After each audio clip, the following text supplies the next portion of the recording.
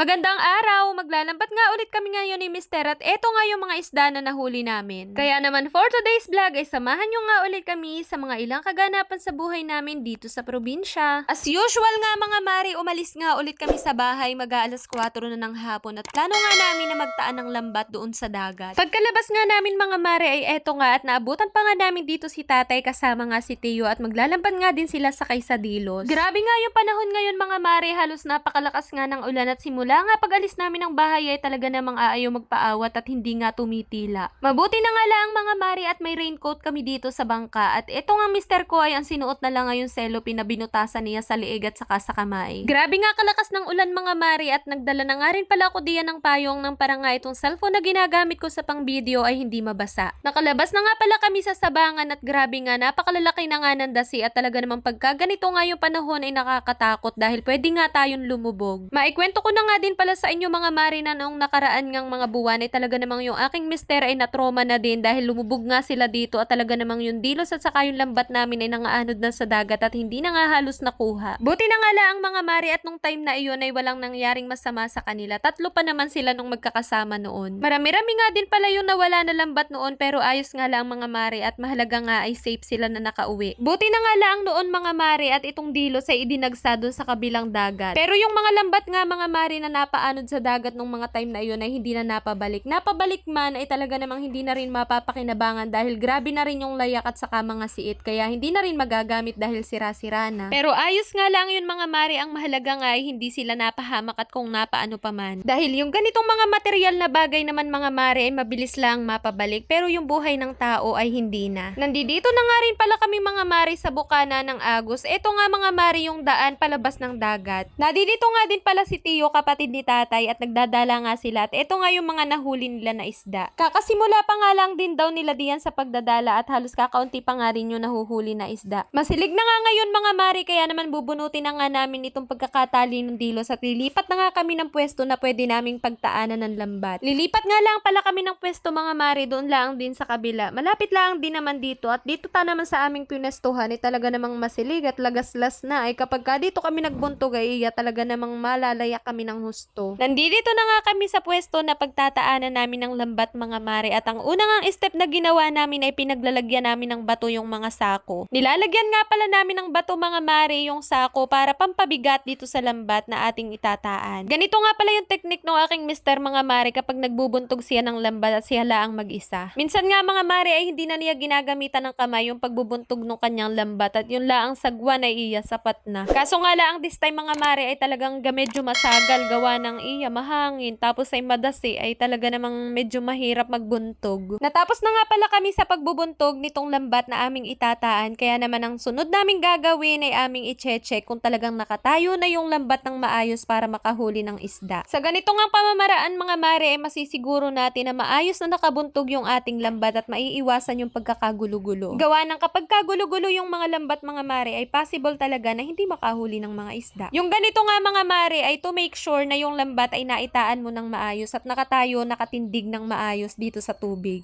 Mula nga sa dulo mga mari papunta dun sa unahan ay ganyan yung gagawin niya para talaga maayos yung lambat. Tapos na nga kami sa pagtataan mga mari at iintayin na nga lang nating dumilim bago natin pandawin yung ating mga lambat. At dito nga rin sa lugar na pinuntahan namin mga mari ay sakto nga at marami kaming napulot na mga bangyasa na hindi na ginagamit. Kaya eto nga yung gagawin natin, magsisindi tayo ng apoy para naman hindi tayo masyadong lamigin. Sayang nga lang mga mari at hindi kami nakapagdala dito ng kanin, di sinay nakapag-ihaw ng isda o dissolve na disin ang panghapunan. Mabilis nga lang din pala kami diyang nakagawa ng apoy mga mari at pagkatapos nga ay madilim na at magutom na nga rin at eto na nga lang ang buibawang yung pantawid do sa aming gutom at nairaos din naman. Maulan at saka malamig nga ngayon mga mari at dito nga sa aming pwesto ay may nakasabayan nga rin kami dito na nag-iisda na dalawahan at eto nga at gumawa na rin sila ng kanilang masisilungan pang kubli sa lamig. Mag-aalas 9 na nga ng gabi mga mari at talaga namang magutom at malamig na kaya sabi ko nga ay amin ang pandawin yung aming nakataan na lambat. At nakakatawa nga mga mari at habang ako nga ay nag-e-edit ay hinahanap ko yung unang part. Abay di ko pala na-i-video kung kailan kakaunti na yung huli doon ko pa na-i-video. Pero ayos nga lang mga mari at least ay may nabidyohan pa rin kahit kaunti.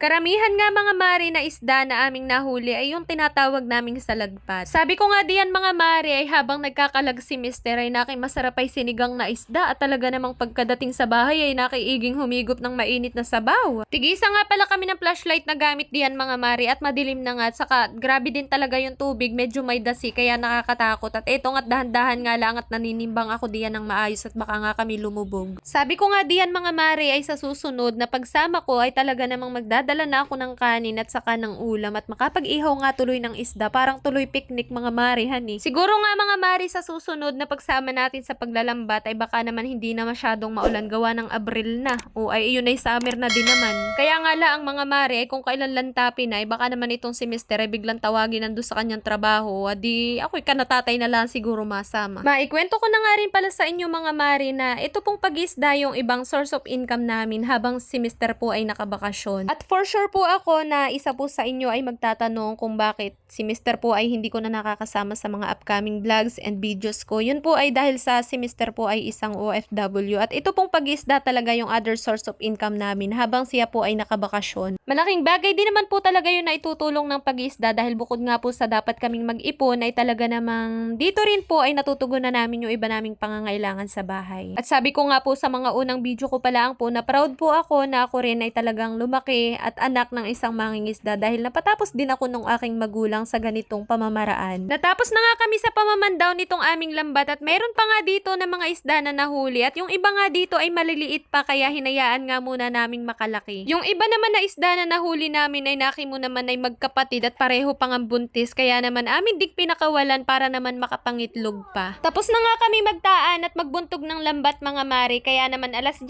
na nga ito at pauwi na kami. Pagkadating nga namin sa bahay ay eto nga't yung mga nahuli naming isda ay nilagyan lang namin ng yelo. Pagkatapos naming malagyan ng yelo yan mga mare ay lalagay na rin namin sa ref at hanggang dito na nga lang ulit mga mare, maraming salamat sa panonood. Bye bye, ingat, follow for more, see you on my next vlog.